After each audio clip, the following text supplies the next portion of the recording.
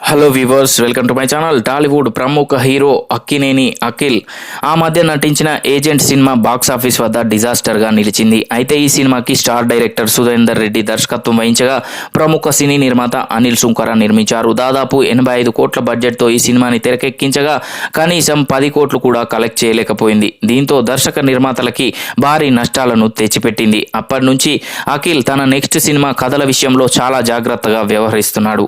టాలీవుడ్ సినీ వర్గాల సమాచారం ప్రకారం అఖిల్ తెలుగు డైరెక్టర్ మురళీ కిషోర్ అబ్బూరి డైరెక్ట్ చేస్తున్న సినిమాలో నటించేందుకు గ్రీన్ సిగ్నల్ ఇచ్చినట్లు తెలుస్తోంది.